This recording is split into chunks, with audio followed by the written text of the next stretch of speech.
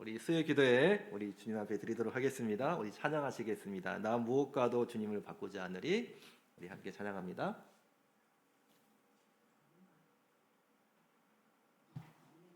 나 무엇과도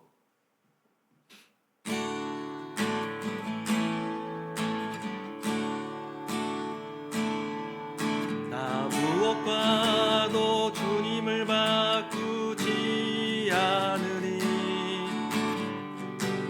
다른 어떤 은혜 구하지 않으리.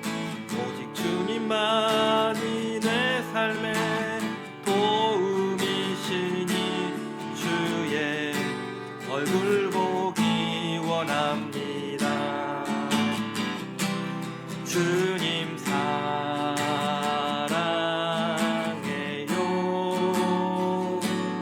온 맘과 정성 다해 하나님의 신실한 친구 되기 원합니다. 다시 한번 나 무엇과도 주님을 바꾸지 않으리. 다른 어떤 은혜 구하지 않으리. 오직 주님만이 내 삶의 도움이시니 주의 얼굴 보기 원합니다. 주님 사랑해요. 주님 사랑해요.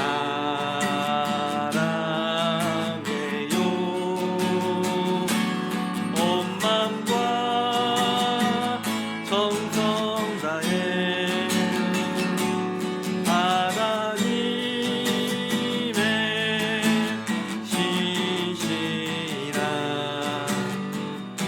친구 되기 원합니다. 주님 사랑해요. 주님 사랑해요.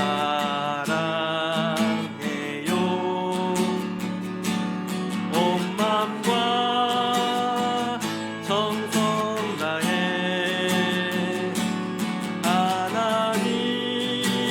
하나님의 신실한 친구 되기 원합니다. 예수로 나의 구주 삼고 성령과 피로써 거듭나니 이 세상에서 내 영혼이 하늘의 영광 누리도록. 다시 한번 예수로 나의 구주 삼고 성령과 피로써 거듭나니 이 세상에서 내 영혼이 하늘의 영광 누리도록. 이것이 나의 간증이요. 이것이 나의 찬송이세. 나 사는 동안 끊임없이 구주를 찬송하리로다. 온전히 주께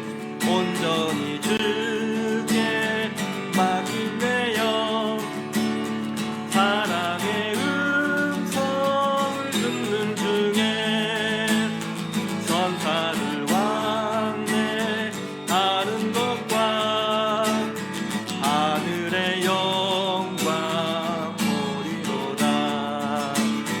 이것이 나의 간증이요. 이것이 나의 찬송일세. 나 사는 동안 끊임없이 구주를 찬송하리로다.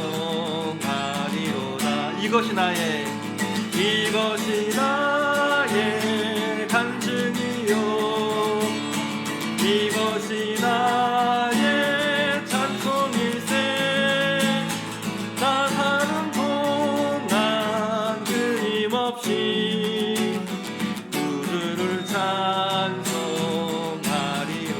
안의 기쁨 주 안의 기쁨 누림으로 마음의 풍랑이 잔잔하니 세상과 나는 간 곳 없고 구속한 주만 보이도다. 이것이 나의 간증이요 이것이 나의 찬송일세. 나 사는 동안 끊임없이 주를 찬송하리. 이것이 나의 간증이요 이것이 나의 찬송일세. 나 사는 동안 끊임없이 주를 찬송하리로. 나 사는 동안 끊임없이 주를 찬송하리로다.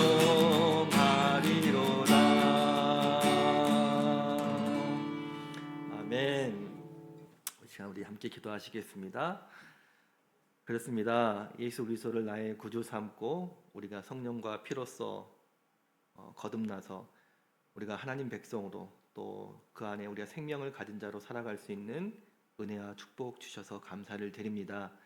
구원받은 우리 하나님의 백성들이, 하나님의 자녀들이 우리가 우리 아버지 되신 그 하나님을 알아보고 우리의 주인 되신 예수 그리스도를 알아보고 우리가 주님을 예배할 수 있으면 얼마나 감격스럽고 놀라운 은혜인지요. 하나님, 우리가 그 은혜 안에 또 저희들 살아가는 또 기쁨과 또 주님 다시 오실 그날을 우리가 소망하는 그 소망 가운데 살아가는 저희 인생이 될 수 있도록 은혜와 축복 허락하여 주시옵소서. 이 시간 저희들 수요 기도회로 또 주님 앞에 모였습니다. 주님, 이 시간 또 주의 성령께서 우리의 마음과 생각과 또 모든 것들을 감찰하신 그 주님께서 우리가 주의 말씀으로 또 새롭게 되어지고 우리가 주님 따라가는 제자로서 또 순종의 결단과 또 우리 하나님 앞에 말씀 앞에 결단하는 그런 시간 될 수 있도록 시간 주의 성령께 우리와 함께하여 주시옵소서. 예수님의 이름으로 기도합니다.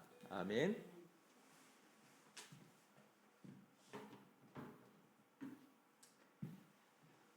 자, 우리 하나님 말씀 보겠습니다. 오늘은 누가복음 5장 오늘 큐티 말씀이죠. 누가복음 5장 1절부터 11절까지 말씀. 제가 웬만하면 수요일날 설교를 그날 본문으로 설교를 하겠습니다. 그래서 그렇지만 특별한 일이 있으면 또 이제 중요하다 싶은 부분들은 이제 다른 본문이 있겠지만 그렇지 않은 이상은 그날 본문으로 이렇게 설교를 하도록 하겠습니다. 누가복음 5장 1절부터 11절까지 말씀입니다.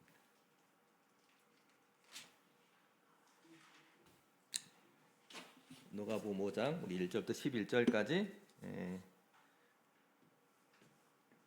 자, 우리 같이 합독해서 같이 천천히 따라가면서 읽겠습니다. 같이 읽겠습니다. 시작. 무리가 옹이하여 하나님 말씀을 들을새 예수는 게네사렛 호숫가에 서서 호숫가에 두 배가 있는 것을 보시니 어부들은 배에서 나와서 그물을 씻는지라. 예수께서 한 배에 오르시니 그 배는 시몬의 배라. 육지에서 조금 뛰기를 청하시고 앉으사 배에서 무리를 가르치시더니 말씀을 마치시고 시몬에게 이르시되 깊은 데로 가서 그물을 내려 고기를 잡으라. 시몬이 대답하여 가로되 선생이여 우리들이 밤이 맞도록 수고를 하였으되 얻은 것이 없지만은 말씀에 의지하여 내가 그물을 내리리라 하고 그리한즉 고기를 애운 것이 심이 많아 그물이 찢어지는지라. 이에 다른 배에 있는 동물을 손짓하여 와서 도와달라 하니 저희가 와서 두 배 채움에 잠기게 되었더라. 시몬 베드로가 이를 보고 예수의 무릎 아래 엎드려 가로되 주여 나를 떠나소서 나는 죄인이로소이다 하니 이는 자기와 및 함께 있는 모든 사람이 고기 잡힌 것을 인하여 놀라고 세베대의 아들로서 시몬의 동업자인 야고보와 요한도 놀랐습니다.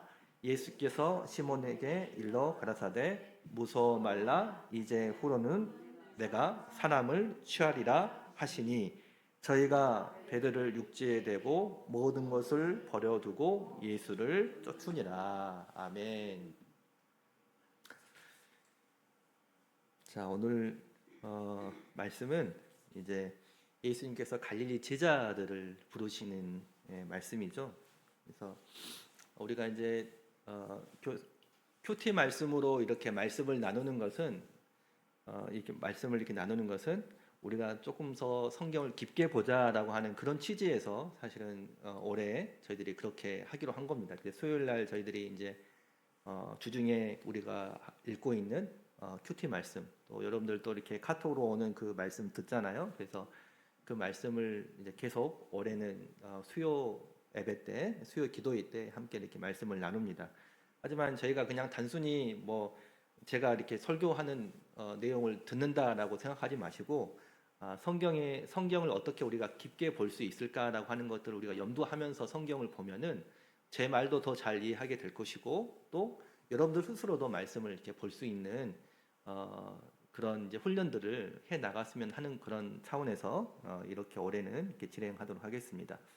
그래서 오늘은 이제 오늘 말씀은 이제 누가복음 이 말씀에서 우리가 한 가지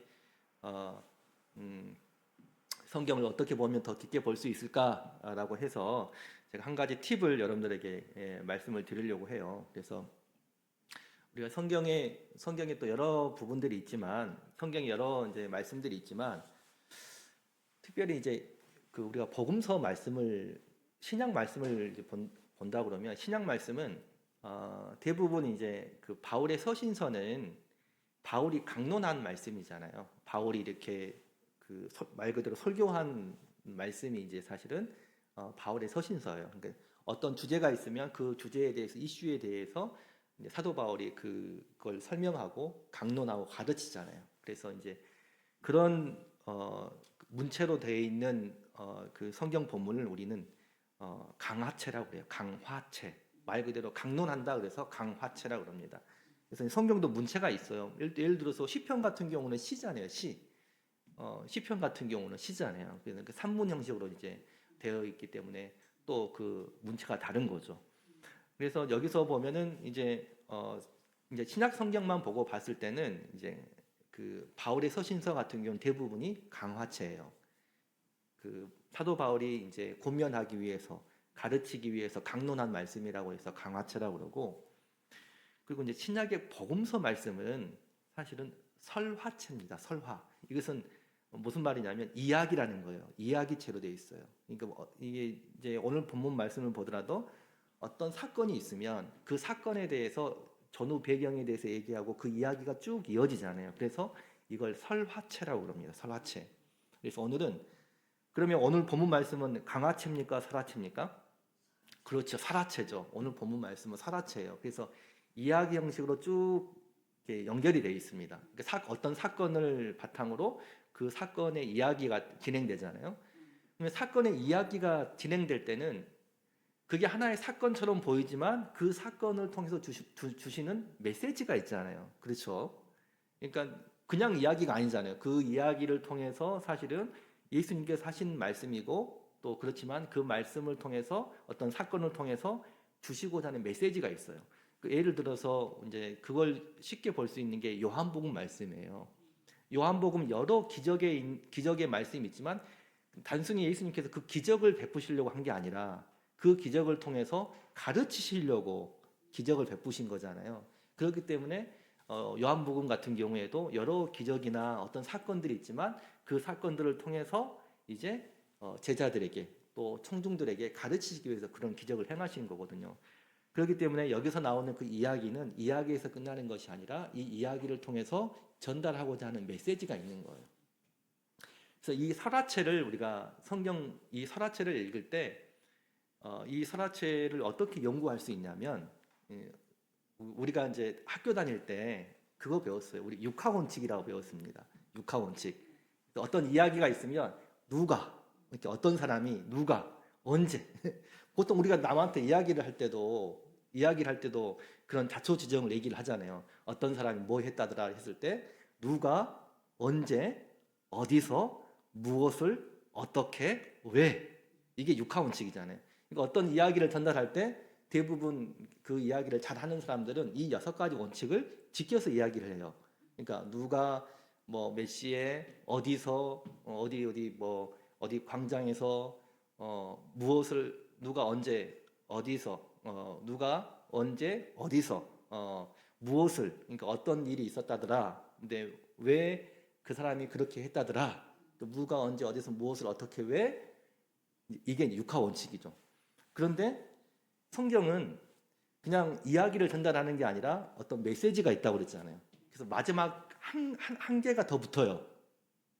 누가 언제 어디서 무엇을 어떻게 왜 했냐라고 했을 때 왜가 끝난 다음에 이 6가지잖아요.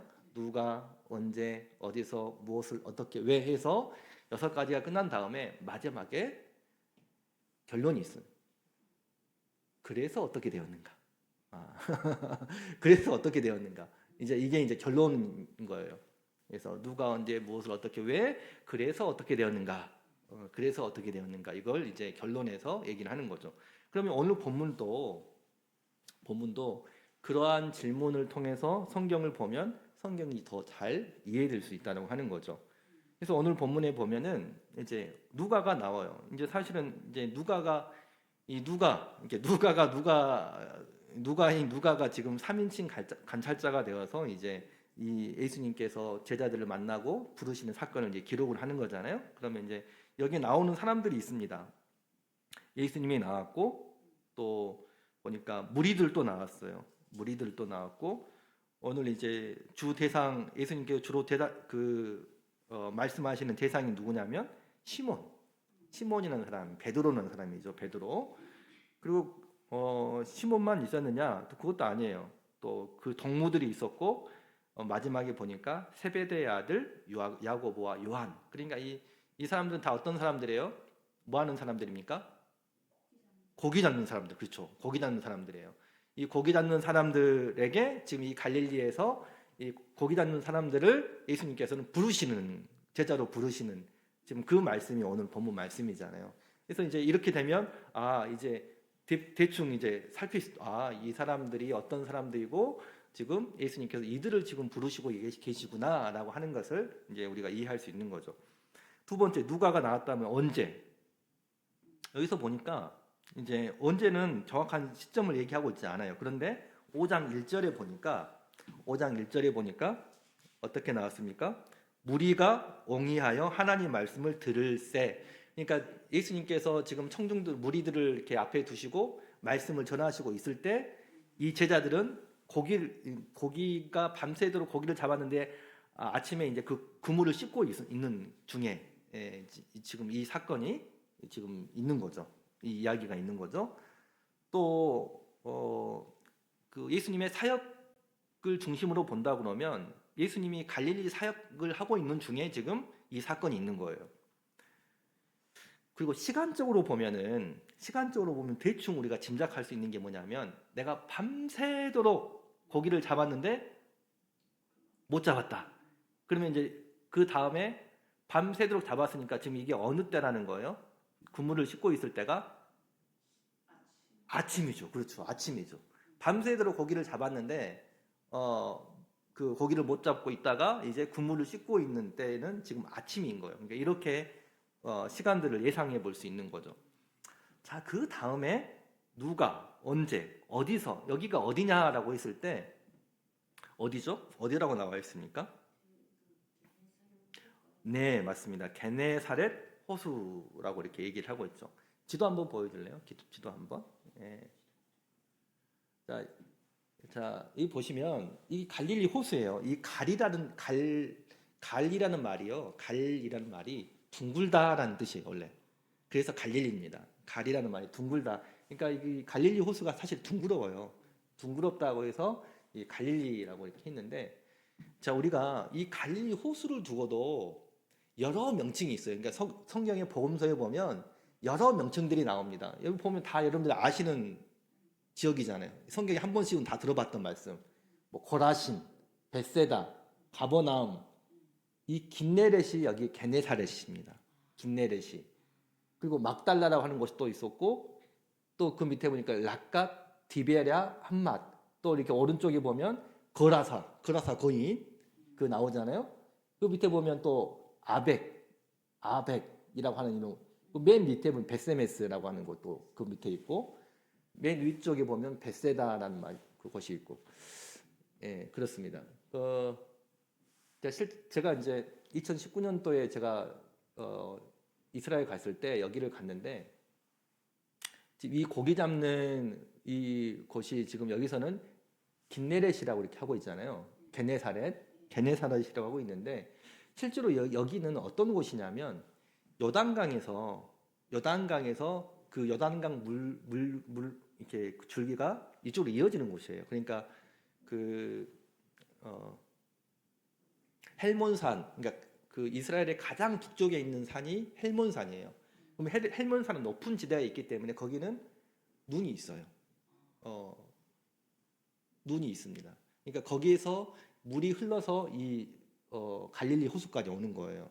이 갈릴리 호수까지. 그러니까 요단강 물줄기로 쭉 오는 곳인데, 이제 거기에 제가 거기서 그 가이드 하시는 그 집사님 한 분이 이제 설명을 해주더라고요.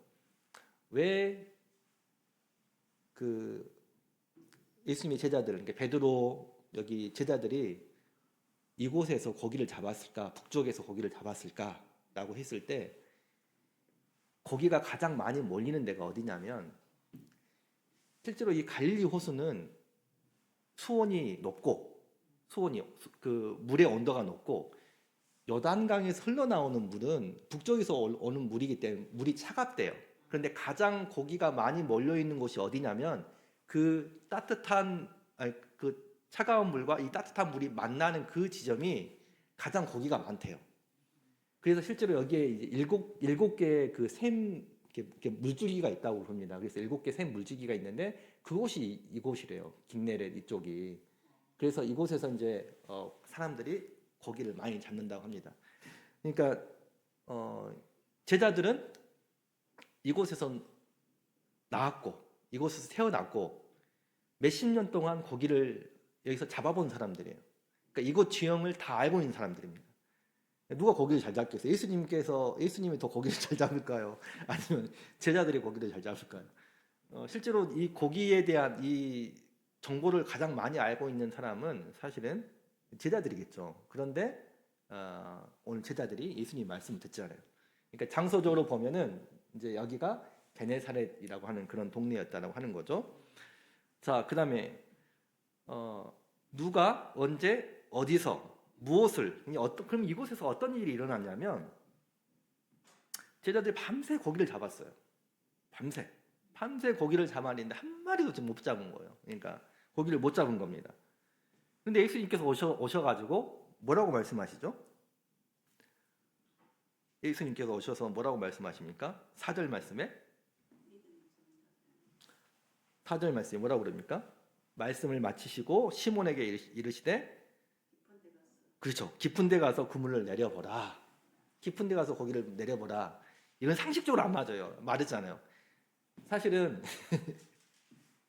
깊은 데로 가면은 이제 그러니까 호수가 있으면 깊은 데가 어디겠어요? 가운데 쪽 더 그러겠죠. 예, 가쪽은 이제 그 시작되는 곳이니까 좀 수심이 낮겠죠. 가운데로 갈수록 중심으로 갈수록 더 깊어지겠죠. 그러니까 이제 제자들의 상식에서는 사실은 그 주변에서 고기를 잡는 게 맞는 거거든요. 그런데 예수님께서 중심으로 가서 그물을 내리라고 한 거예요. 자기들 지금까지 자기 고기를 잡아봤지만 그런 상식은 전혀 지금 그런 말씀은 사실 상식적이지 않았던 거죠. 그런 상황이었던 거예요. 그런데 그물을 던지라고 했을 때 그 다음에 5번째가 어떻게 했습니까? 제자들이 어떻게 했죠? 예수님께서 그물 던지라고 했을 때 제자들이 어떻게 했습니까? 그 말씀에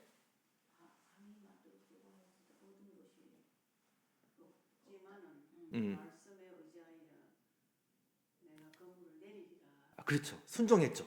자, 그물을 내렸어요.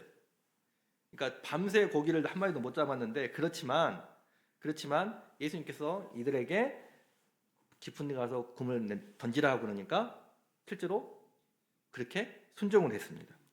예. 제자들이 순종했을 때 어떻게 됐습니까? 결론은 어떻게 됐습니까? 고기가 찢어질 정도로 많이 잡게 되었습니다. 자, 그런데 오늘 말씀은 여기서 끝나지 않아요. 그렇죠?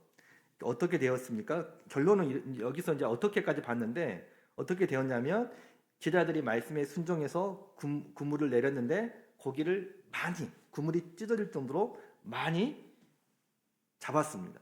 그런데 거기서 끝나지 않고 중요한 것은 그 다음에 베드로가 이상한 말을 해요. 어떤 말을 합니까? 8절 말씀 볼까요? 8절.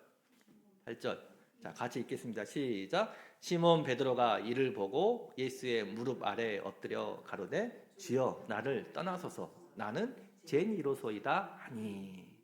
자, 이 말씀은 지금까지는 뭐 어떤 사건에 대해서 누가가 설명할 때 그대로 이야기가 진행이 됐잖아요. 그런데 뜬금없이 8절에 이제 그러면 일반적인 상식선상에서는 예수님께서 특별한 분이시니까 그렇게 말씀했을 때 순종했을 때 정말 좋은 정말 많은 그런 고기를 잡게 되었다. 이렇게 해서 그냥 자연스러운 이야기잖아요. 그런데 성경 말씀은 거기서 끝나지 않고 지금 베드로가 어떻게 지금 고백을 하냐면 나를 떠나소서. 왜 베드로가 예수님을 나를 떠나소서 했냐라는 거죠. 그러니까 지금 이 7절과 8절 사이에는 이 시몬 베드로가 심정적인 변화가 있었던 거예요, 사실은. 그렇죠. 그러니까 그 성경을 보는 것이 이런 게 묘미인 거예요. 과연 이 시몬 베드로가 지금 이 사건을 보고 어떤 마음을 갖게 되었냐라고 하는 것이 중요하겠죠. 중요하겠죠. 그럼 여기에 이제 우리가 질문을 할 수 있는 거죠. 이 8절 말씀을 통해서 우리가 질문을 할 수 있는 거예요. 과연 이 시몬 베드로에게 어떤 심정의 변화가 있었을까라고 하는 것을 우리가 이제 성경을 통해서 찾아보면 되겠죠. 자, 그래서 결론적으로 어떻게 됐냐면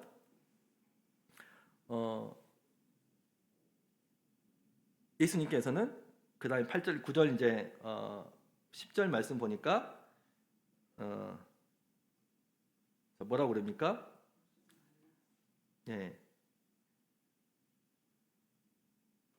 자, 우리 10절 말씀 볼까요? 10절, 11절 말씀 볼까요? 우리 10절 같이 읽겠습니다. 10절, 11절만 같이 읽겠습니다. 시작. 세베대의 아들로서 시몬의 동업자인 야고보와 요한도 놀랐습니다. 예수께서 시몬에게 일러 가라사대 무서워 말라 이제 후로는 내가 사람을 취하리라 하시니 11절 저희가 베드로를 육지에 대고 모든 것을 버려두고 예수를 쫓으니라. 자, 시몬 베드로만 놀란 게 아니라 그 앞에서 같이 동업자였던 야고보와 요한도 놀랬어요. 그러니까 뭐 때문에 놀랬느냐? 이들이 뭐 때문에 놀랬을까라고 하는 거죠.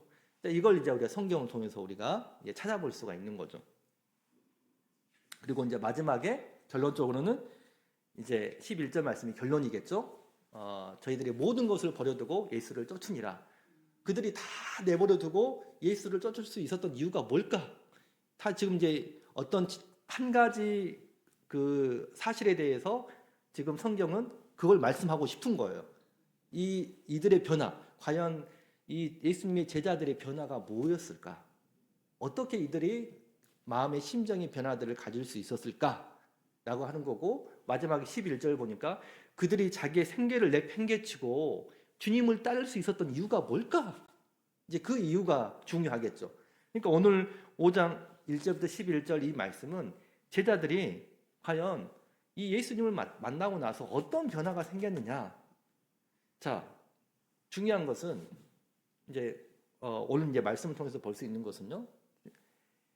제자들이 전에 봤던 예수님과 오늘 이 사건을 통해서 본 예수님은 달랐던 거죠. 그러니까 이 사건을 경험하고 나서 제자들은 예수님에 대해서 다르게 인식을 했어요.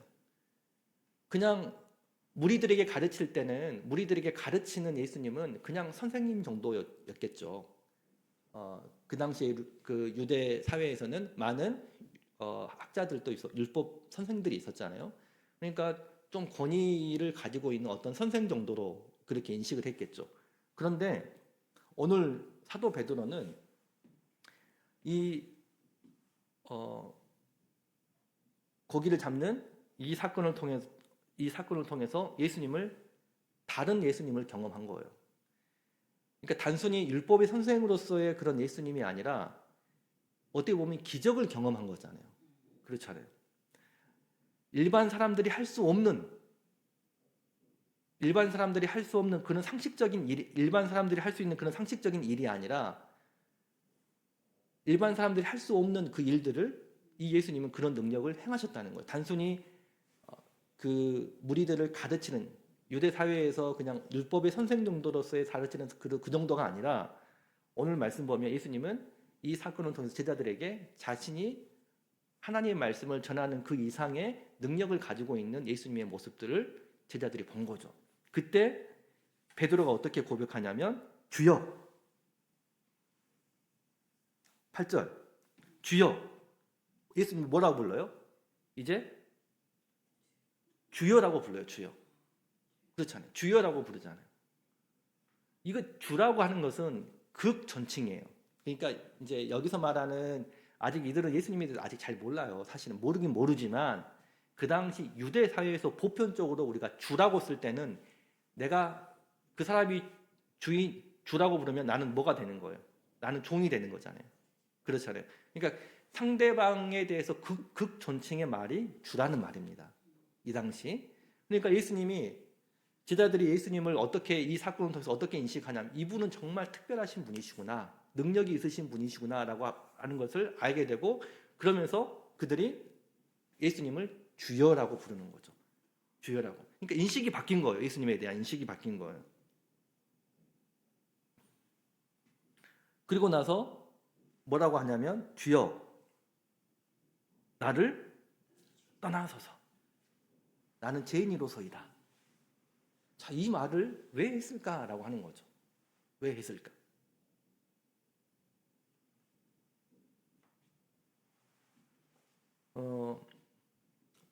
이제 우리가 이제 말씀을 여기서 읽다 보면 이제 이런 부분들이 어렵긴 하죠. 그렇지만 분명한 것은 한 가지는 분명해요. 시몬 베드로가 예수님에 대해서 다르게 인식했다. 그냥 보통의 율법 학자가 아니라 그분을 주인이라고 고백했다는 것, 주여라고 고백했다는 것은 그분이 특별하신 분이시다라고 하는 것을 알게 됐어요. 그리고 그 당시 이들은 야훼 하나님을 믿고 있는 사람들이었습니다. 하나님을 믿고 있는 사람들이었어요. 그렇기 때문에 이분이 정말 하나님의 아들로서 이분이 하나님의 아들로서 누가는 앞에서 소개하고 있지만 제자들은 아직 그 예수님이 하나님의 아들로서 그 인식하는 정도가 지금은 없습니다. 지금은 없는데 그렇지만 이분이 특별하시다는 것은 제자들이 알고 있었어요. 그랬을 때 이들에게는 어떤 반응이 나오냐면 그들은 이 예수님을 주여라고 하는 그 순간에 이들은 이분이 정말 하나님께서 보내신 사람이구나라고 하는 정도로 인식을 하게 된 거예요. 그러면 구약에서 하나님이 보낸 사람이 누구예요? 왕, 선지자, 제사장 이런 사람이잖아요. 하나님께 기름 부음 받은 사람이잖아요. 그렇기 때문에 적어도 이 사람은 하나님이 보낸 사람이구나라고 하는 것을 이 제자들은 안 거예요. 그렇기 때문에 어떻게 고백한 거예요? 주여 나를 떠나소서 나는 죄인이로소이다 라고 이렇게 예수님께 얘기를 한 거예요. 자, 그러면 여기서 우리는 중요한 거 얻을 수 있어요. 그러니까 우리가 예수님이 어떤 분이신지 이 제자들이 바로 인식하는 순간에 비로소 나를 보게 된 거잖아요. 내가 어떠한 사람인가라고 하는 것을 보게 된 거예요. 우리 여기서 중요한 영적인 원리를 우리가 얻을 수 있는 거예요. 내가 하나님을 어떻게 인식하느냐에 따라서 나를 이해할 수 있는 거, 내가 어떤 사람이라는 걸 이해할 수 있어요. 대부분의 사람들은 내가 나를 잘 알고 있다고 생각해요. 절대 아닙니다. 내가 누군지 잘 몰라요. 내가 어떠한 존재인지 잘 몰라요. 문제는 나를 잘 모르니까 문제가 생기는 겁니다. 인생에 많은 문제가 생기는 이유가 뭐냐면 내가 나를 잘 몰라요. 내가 어떠한 존재인지. 근데 나를 알기 위해서는 누굴 알아야 돼요? 하나님을 알아야 돼요. 주님이 어떠한 분이신지 제대로 알아야 내가 누구인지 알 수가 있습니다. 제자들이 그걸 깨달은 거예요. 그걸 본 겁니다. 예수님이 어떠한 분이신지 알게 됐어요. 그랬을 때 내가 하나님 앞에서는 죄인이구나라고 하는 것을 깨닫게 되었고 나를 떠나소서라고밖에 얘기할 수밖에 없었던 것입니다. 근데 예수님은 그렇게 하지 않으시죠. 이들을 그냥 놔두지 않으십니다. 그 다음에 이제 너희가 예수님께서 시몬에게 일러 가라사대 무서워 말라. 이제 후로는 내가 사람을 취하리라 하시니 이건 좀 더 설명이 필요해요. 어떤 부분이냐면 사실 이 말씀은 내가 직접 앞에 나가서 사람을 낚는 어부가 아니라 나를 따라와라. 나를 따라와라. 그러면 내가 사람을 낚는 어부가 되게 할 것이다. 그 말씀입니다. 그러니까 뭐가 먼저예요? 예수님을 따라가는 것이 먼저예요. 예수님을 따라갔을 때 그 일들을 내가 볼 것이다 라고 하는 거예요. 그 일들을 내가 볼 것이다. 그 말씀을 하고 있는 겁니다. 그럼 우리가 이 말씀을 우리가 결론적으로 정리해 볼 수 있는 거죠. 오늘 말씀을 통해서 우리가 어떤 영적인 원리들을 알 수 있느냐. 예수님께서 여기 본문 말씀에 갈릴리 제자들을 부르셨어요.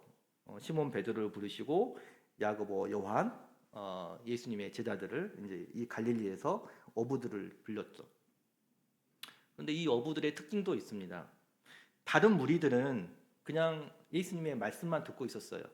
그렇죠. 1절에 보면. 그런데 이 제자들은 뭘 하고 있었습니까? 그렇죠. 열심히 자기 생계를 열심히 성실히 살아가고 있는 사람들이었어요.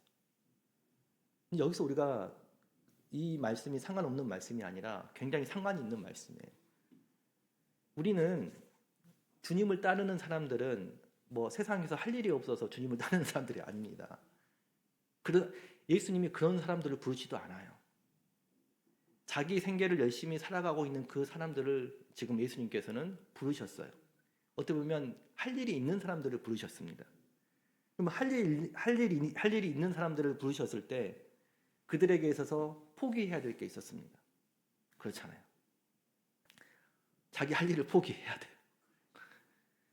주님의 제자가 되는 것은 바로 여기에 이게 관건이 되는 거죠. 하나님은 할 일 없는 사람을 부르신 게 아닙니다. 우리도 다 할 일이 있고 우리의 삶에서 우리의 삶을 살아가야 되는 사람들이에요. 그렇지만 그런 사람들을 하나님께서는 우리를 부르셔서 제자가 된다는 것은 그것을 포기하고 주님을 따르는 사람들이에요. 할 일 없이 한가롭게 한가한 사람들을 하나님께서 부르시는 게 아니라 자신의 삶을 성실하게 살아가고 있는 사람들을 하나님 예수님께서는 부르셨어요. 그렇기 때문에 이들의 삶에 있어서 삶의 포기가 자신의 어떤 삶의 일부분을 포기할 수밖에 없는 그러한 사람들이었다는 거예요. 이 말은 우리가 이렇게 정리해 볼 수 있을 것 같아요. 이 사람들은 예수님의 제자로 부르심을 받은 이 사람들은 바로 하나님 나라에 대한 우선성을 가지고 있는 사람들. 그런 사람들이 주님의 제자가 될 수 있다고 하는 것이죠. 자, 그런데 우리가 이게 자칫 오해할 수 있어요. 그러면 하나님 나라의 우선성을 가져야 되니까 우리가 살고 있는 모든 생계를 다 포기하고 주님을 따라야 되느냐? 그게 아니죠. 하나님 나라를 우리가 어떻게 인식하느냐에 달라지는 거예요. 우리가 하나님 나라가 뭘까요? 우리는 하나님 나라를 이해할 때 열심히 교회하다 예배 빠지지 않고 예배 참석하고 또 헌금하고 또 교회 봉사하고 우리는 이것만 하나님의 일이 되는 게 아니에요. 우리가 성경에서 말하고 있는 하나님의 나라는 이건 종교적인 행위일 수 있어요. 교회 열심히 봉사하고 예배 참석하고 하는 것은 어떤 종교적인 행위일 수 있어요. 물론 그 종교적인 행위에서 우리가 행위가 되지 않게 하기 위해서는 이걸 통해서 우리가 교회를 세워야겠다라고 한 마음을 먹으면 그것도 하나님의 일이 되겠죠. 교회를 세우는 일, 공동체를 세우는 일이니까. 하지만 본질은 어디에 있어요? 어떤 종교적인 행위에 있는 게 아니라 공동체를 세우기 위해서 내가 어떠한 삶을 살아가야겠구나라고 하는 것이 본질이겠죠. 그래야 공동체를 세워야 그게 하나님 나라가 확장이 되니까. 그런데 그 하나님 나라 세우는 일이 꼭 교회에서만 하나님 나라를 세울 수 있습니까? 아니잖아요. 나와 관계된 모든 사람들을 우리가 예수 그리스도의 복음으로 그들을 회복하는 것이 하나님 나라의 일이에요. 하나님 나라는 우리가 죽어서 가는 것이 그것만 하나님 나라가 아니라고 그랬잖아요. 이미 임한 하나님 나라를 우리가 살아가고 주님이 오시면 자연스럽게 우리는 그곳으로 가는 거예요. 근데 이 땅에서는 우리가 하나님 나라를 살아가지도 않고 갑자기 주님 오셨으니까 우리 하나님 나라에 들어간다? 이건 반쪽짜리 반쪽짜리 복음이에요. 우리가 정말 완전한 하나님 나라를 살아가는 건 뭐냐면 이미 오신 그 하나님 나라를 우리가 이 땅에 살아가야 되겠죠. 그러면 그 하나님 나라는 깨어진 이 세상 속에서, 이 세상이 깨어졌잖아요. 오늘날 정치를 보세요. 깨어졌어요. 이 깨어진 이 세상을 위해서 우리가 하나님의 사람으로 이 세상을 회복하기 위해서 우리가 복음을 전하는 것. 그래서 나와 관계된 사람들을 또 하나님의 말씀으로 세우고 그들을 돕고, 또 요즘에 우리가 이 지구촌의 이 환경 문제가 얼마나 심각합니까? 우리는 거기에도 관심을 가져야죠. 왜요? 하나님께서 우리를 다스리라고 하셨으니까, 이 땅을 다스리라고 하셨으니까. 그러니까 우리가 그러한 부분들을 회복하고 살아가는 것이 결국은 다 하나님 나라예요. 하나님 나라에 살아가는 거예요. 그러면 우리가 안 미치는 영역이 없습니다. 우리의 개인뿐만 아니라 우리의 가정과 우리의 직장과 모든 부분에서 우리가 하나님 나라를 회복하기 위해서 우리가 그러한 역할들을 해야 되죠.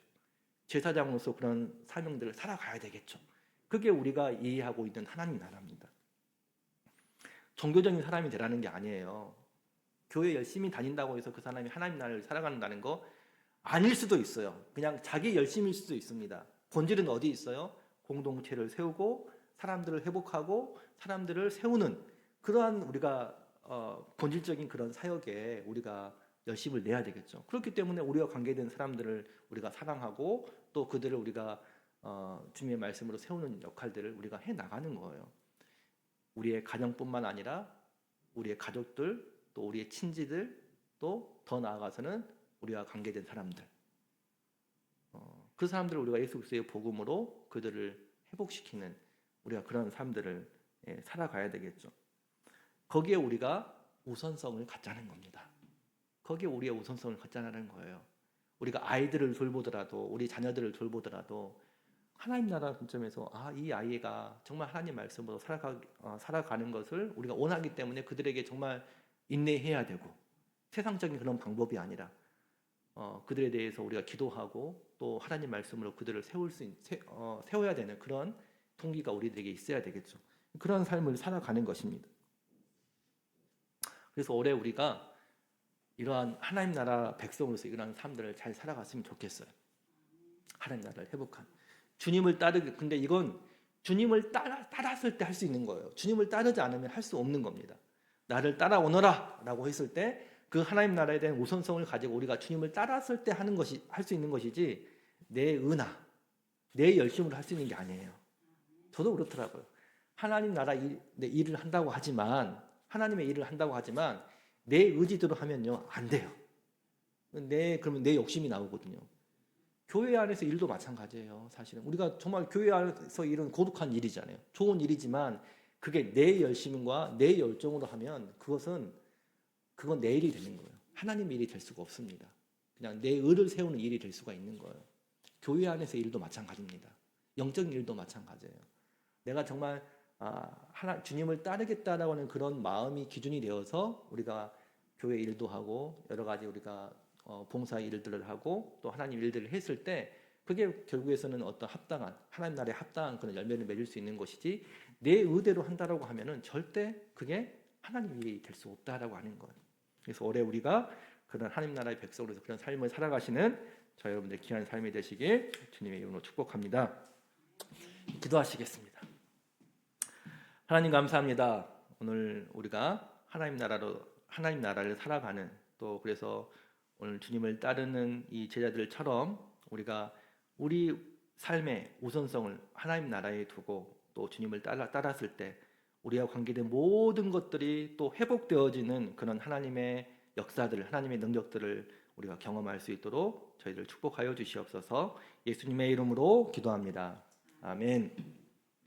우리 찬양 한 곡 하겠습니다. 우리 주님 말씀하시면 우리 함께 찬양하시겠습니다.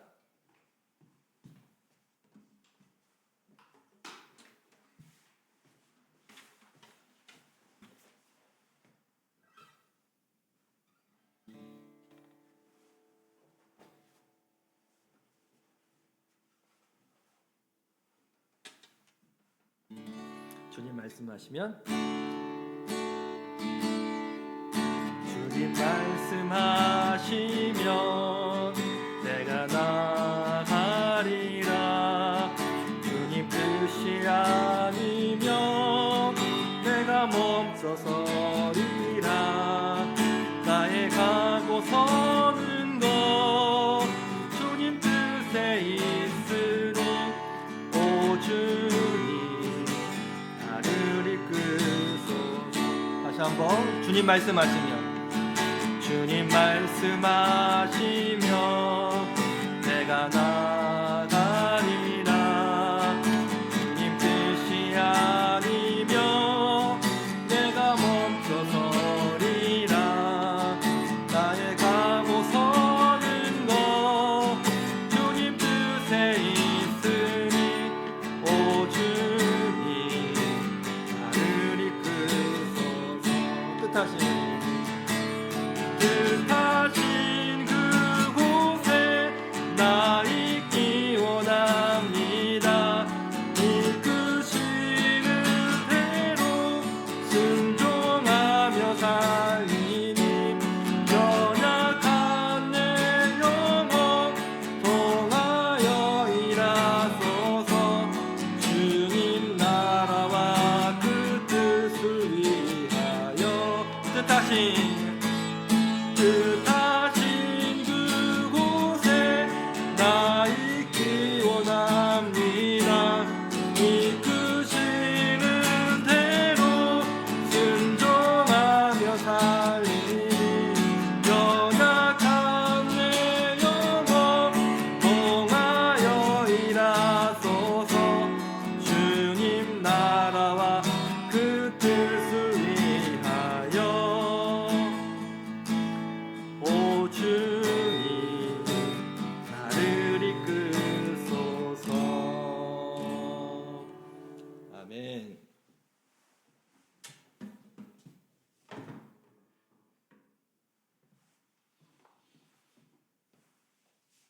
네, 주님 말씀하신 대로 따라가시는 하는 되시길 바랍니다.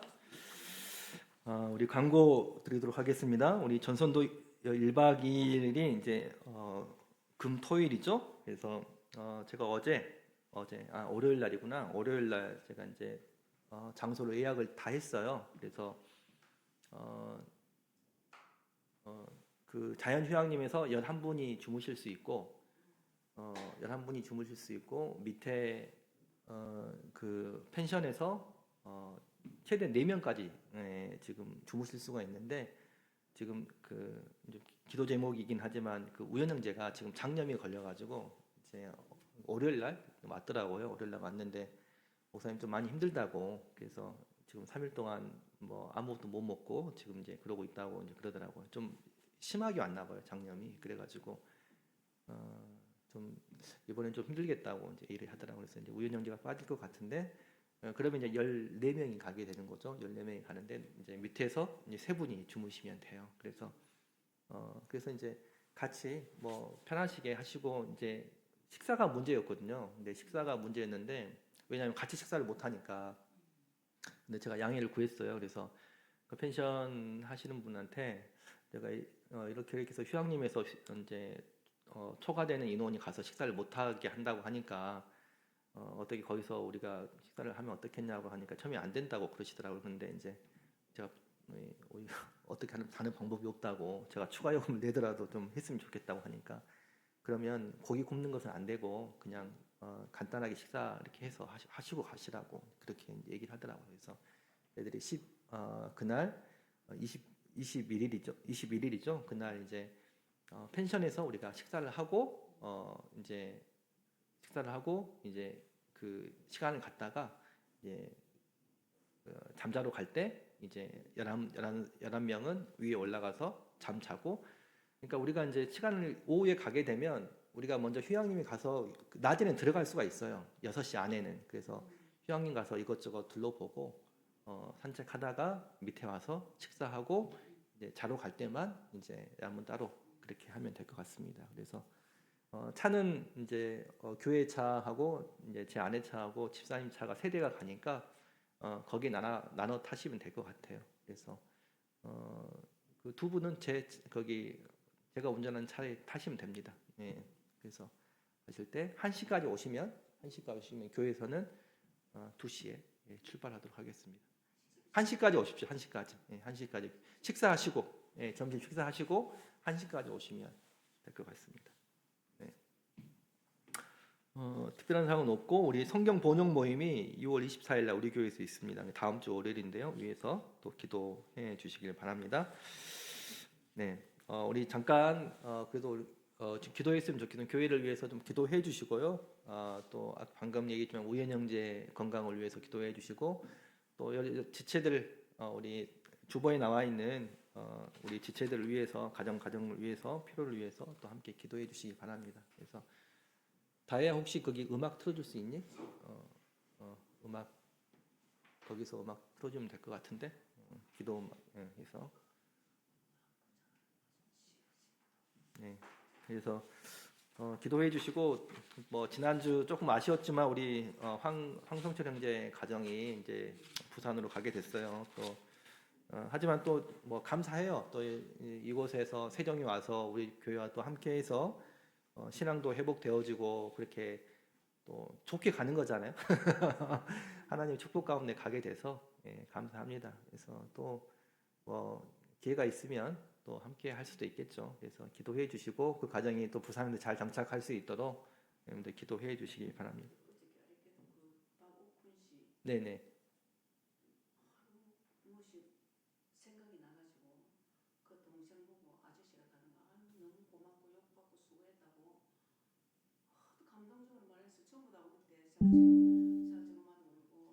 음,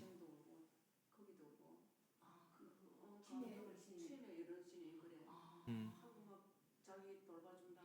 음, 음,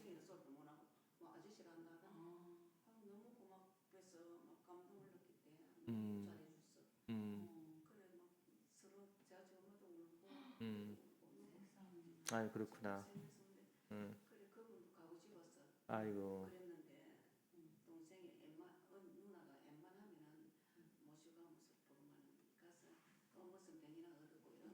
음, 그렇죠.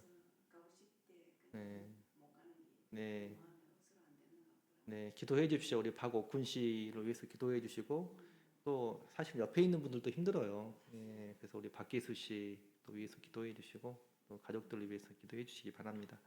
잠깐 그럼 우리 한 5분 정도 우리 이분들을 위해서 우리 음악 나올 때 우리 잠시 기도하고 제가 마무리 기도하고 마치도록 하겠습니다.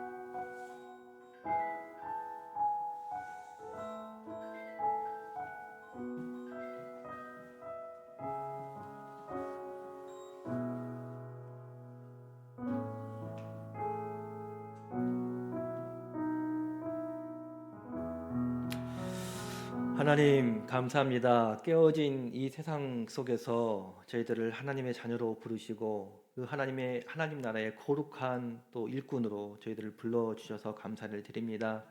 하나님, 오늘 본문의 말씀에 예수님의 제자들이 자신의 삶을 포기하고 주님을 따랐던 것처럼 그들이 하나님 나라의 우선성을 가지고 그 주님을 따랐던 것처럼 우리에게 이러한 순종과 순종으로 하나님 말씀에 대한 순종으로 우리가 하나님 나라를 살아가는 그런 하나님의 백성들 될 수 있도록 하나님 은혜와 축복들 허락하여 주시옵소서. 교회적으로 또 여러 가지 기도 제목들이 있습니다. 이번 주 금토 저희들 1박 2일을 통해서 하나님 또 그 시간을 통해서 우리 지체들과 함께 또 교제하고 또 하나 되는 그런 시간들이 되길 원합니다. 하나님 그 시간 주님께서 축복하여 주셔서 서로에게 정말 기쁨과 유익의 시간들이 될 수 있도록 하나님 함께 하시고 인도하여 주시옵소서. 특별히 이 시간 또 기도하기는 우리 연약한 지체들을 위해서 함께 기도합니다. 우현 형제가 또 한 2주 동안에 또 단기 선교를 다녀왔는데 또 그로 인해서 여러 가지 또 장염과 여러 가지 질병에 지금 고생을 하고 있습니다. 주님께서 치료하여 주시고 빨리 낫게 하시고 또 그래서 우리가 주님 섬기는 기쁨과 은혜 가운데 함께 또 동참할 수 있도록 은혜와 축복 허락하여 주시옵소서. 또 최근에 함께하는 우리 박옥군 씨, 박기수 씨 정말 주님의 긍휼과 은혜가 필요한 그런 가정입니다. 하나님 우리가 그 가정에 정말 어떠한 또 사연이 있는지 잘 알지 못하지만 하나님 특별히 그 가정에 이 두 분을 주님께서 기억하여 주시고 긍휼히 여겨 주시옵소서. 깨어진 이 세상 가운데 하나님 여러 가지 또 삶의 인생의 고난과 역경들을 만나서 그러한 긴 그 고난의 터널을 지나가고 있습니다. 주님께서 함께하여 주시고 또 이들이 예수 그리스도를 개인의 구주로 영접해서 하나님 나라의 기쁨들을 그들이 얻을 수 있도록 또 소망함들을 가질 수 있도록 은혜와 축복 허락하여 주시옵소서. 우리 인생의 삶의 문제가 질병에 있는 것도 아니고 하나님 우리가 죽는 것도 아니고 정말 우리 인생의 문제는 우리가 어떠한 생명을 가지고 살아감에 있음에 저희들 살아가는 그 생명을 가지고 살아가는 것에 있다는 것을 저희들 압니다. 주님 예수 그리스도의 생명을 가지고 그 가정이 회복되어지고 하나님 나라의 소망을 가지고 인생을 살아갈 수 있도록 하나님 그 가정의 기쁨과 은혜들을 허락하여 주시옵소서. 하나님 또 바라고 원합니다. 주님 우리 지체들 노부모님들 건강을 축복하여 주시고 주님 오시는 그날까지 하나님 건강한 육체로 주님 섬기실 수 있도록 하나님 은혜와 축복들 허락하여 주시옵소서. 다시 한번 주님의 은혜를 감사드려오며 예수님의 이름으로 기도드려옵나이다. 아멘. 감사합니다. 우리 기도에 마치도록 하겠습니다.